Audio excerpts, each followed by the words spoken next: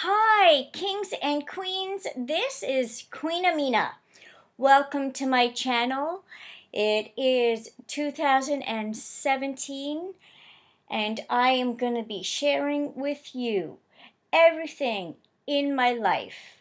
So join me in this journey and in my adventures.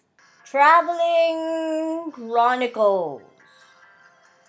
As a child, our family had traveled around the world. My travel bug hit me as an adult after my trip with a friend, Lori, in 2000. We went to San Francisco and Disneyland in LA. From there, I began to go places. And so these are digitally documented photos of my traveling chronicles. Cairo is the capital of Egypt and is set on the Nile River. It's also the largest city in the Middle East and the Arab world. Geographically, Cairo is in the northern part of Egypt. Now, Egypt borders with Libya in the west, Sudan in the south, and Gaza Strip and Israel in the east. And it is situated within the northeastern part of Africa. While visiting Cairo, I found the people to be very beautiful, kind, friendly, and welcoming. I traveled to Cairo twice in 2007 and 2009. In this video, I'm sharing with you my story and Cairo's history. In 2007, I was invited by my cousin to visit her while she lived for a short time with her parents. This is the view from the apartment. Fridays and Saturdays were weekends. On my second day, which was a Friday, we went to an amusement park called Magic Land and went on some rides. Magic Land is a government-owned themed park and is Egypt's version of Universal Studios. There was a dolphin show, stunt show, dinosaur river, a simulator, ice skating show, etc. Saturday, we went down south by car along the highway and the Red Sea and ended up at St. Anthony's Monastery. We were given a tour and lunch. St. Anthony's Monastery. The entrance is in the eastern desert.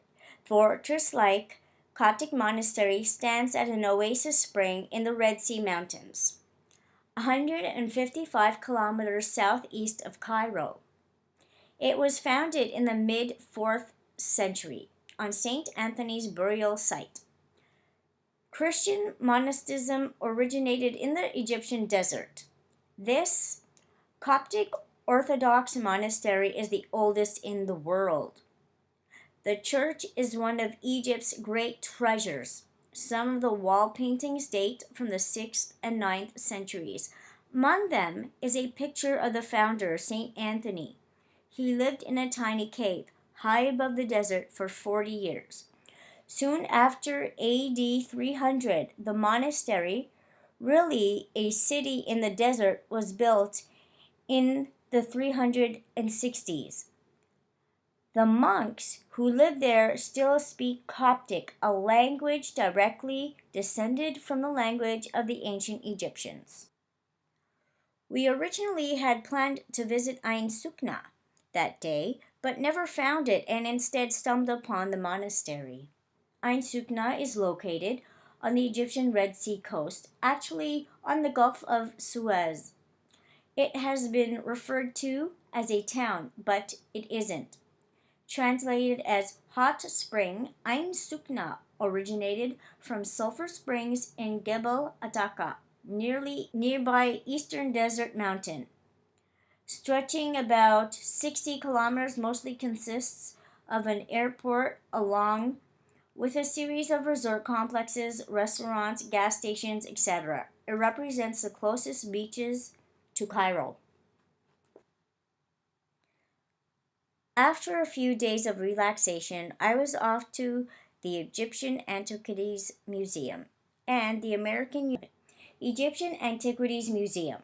This is where the greatest collection of Egyptian antiquities are found. It is daunting in how much is shown, but there is a kind of order laid out. The ground floor carries the history of ancient Egypt. Entering through security check, the view towards the atrium to the rear of the building has countless items on display: sarcophagi, boats, statues, etc. Moving forward and around in a clockwise manner, time moves along. Confrontation with material from the time of the heretic pharaoh Akhenaton. As you move on, reaching the Greco-Roman era, 3,000 years of history. The first floor holds thousands of smaller items dating back from a span of Egyptian history. Chariots, gloves, jewelry, the famous mask of King Tut, and other antiquities from his tomb are displayed. Tutankhamun's tomb contained 4 gilded shrines nested, one inside the other. All shrines on display and lined up in order of size. The innermost covered a stone sarcophagus remaining in the tomb. Inside that stone sarcophagus were 3 coffins, innermost made of 110 kilograms of solid gold. Inside that lay the pharaoh himself and remains to this day. There are countless coffins, amulets, household items, etc. Some of the Middle Kingdom tomb models of armies, boats, and landowners. The figurines almost seem alive. There's the mummy room, where you are faced with some of the great rulers of ancient Egypt. The next day was the day I went to the pyramids. Then my cousin took me to a charity bazaar at a 5-star hotel, the Intercontinental. I met 2 Canadians there working at the booths. I bought a jewelry set from one of them. The next day had rained, so I didn't go anywhere. The day after that, my cousin's son had a rugby game, so that's where we went. The next day was when I visited the Citadel. The Citadel. It houses a number of museums, 2 ancient mosques, and other sites. It is located on a spur of limestones detached from the Mokattam Hills. It is one of the world's greatest monuments to medieval warfare. It has a highly visible landmark on Cairo's eastern skyline, particularly when viewed from the backside, the north. It reveals a very medieval character. It began not as a great military base, but as a pavilion, Dome of the Wind, created in 810 by Hatim ibn Hartama. It was only used for its view and cool breezes. From 1176 to 1183, Salah ad-Din was an Abbasid ruler, fortified the area as protection against Crusader attacks. Since then, it has never been without a military garrison, originally serving as a fortress and a royal city. Muhammad Ali Mosque within the citadel's towering walls is the mosque. Muhammad Ali was an Albanian who came to Cairo as a Turkish officer under the Ottoman Empire. In 1806, he named himself ruler of Egypt. The mosque is shaped as a rectangle divided into 2 slots. One plot is a courtyard, common in many mosques, and the other plot is a prayer hall. The prayer hall is situated within the walls, closed from above by a vaulted ceiling of a large central dome surrounded by semi-domes. Numerous lamps hang from above. The mosque is the most magnificent monument in Islamic Egypt. Ibn Tulun Mosque. Ibn Tulun governed Egypt in the 9th century. He founded his own capital and built his mosque. It was built to supplement the Amr ibn. The day after that, I went around a bunch of mosques.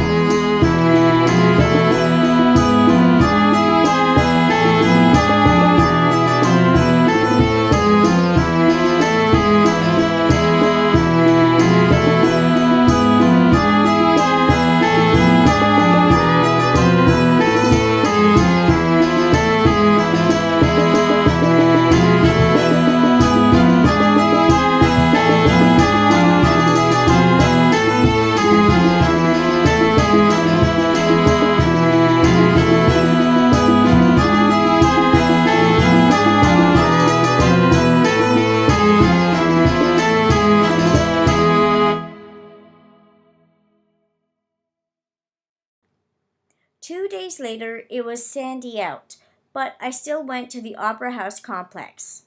The Opera House complex. The Cairo Opera House is part of Cairo's National Culture Center and is the main performing arts venue in the Egyptian capital. Home to most of Egyptian's finest musical groups, is located on the southern portion of the Gezira Island in the Nile River, close to downtown Cairo. The Opera House was dedicated in 1988 as a gift from Japan when in 1983 President Hosni Mubarak visited. Outwardly Islamic in style, the interior melds pharaonic motifs with Baroque elements of opera houses of the 19th century, blending Oriental and Occidental by Japanese architect Kyoichiro Shikida. To the right are the Modern Art Museum and Palace of Arts, and on the left is the Music Library. The museum displays many paintings, sculptures, and graphics by Egyptian artists since 1908.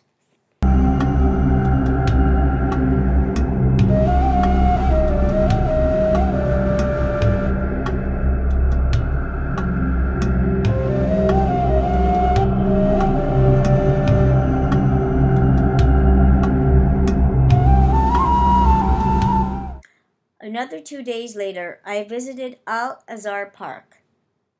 Al Azhar Park is one of the world's 60 great public spaces by the Project for Public Spaces. It was created by the Historical Cities Support Program of the Aga Khan Trust of Cultures. Aga Khan IV was a descendant of the Fatimid Imam Caliphs who founded the city of Cairo in the year 969. The park includes 12th century Ayyubid wall, the 14th century Sultan Shaban Mosque, 13th century Khairbek complex, Darb Shuglan School, a garden.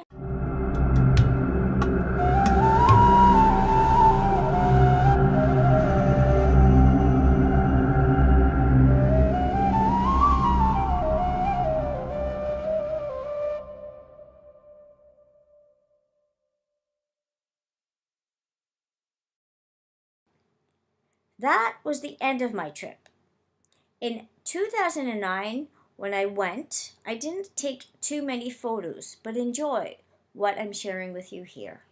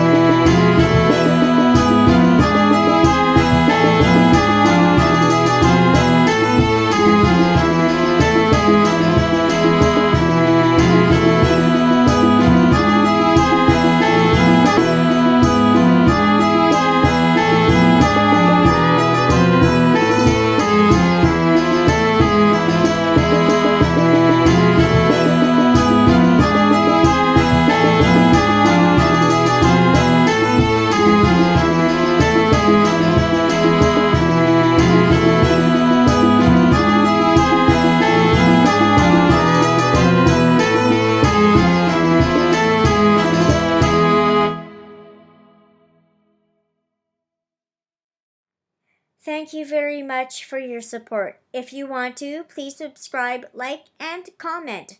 You can also find me at these other website pages. Have a fantabulous day. Toodles!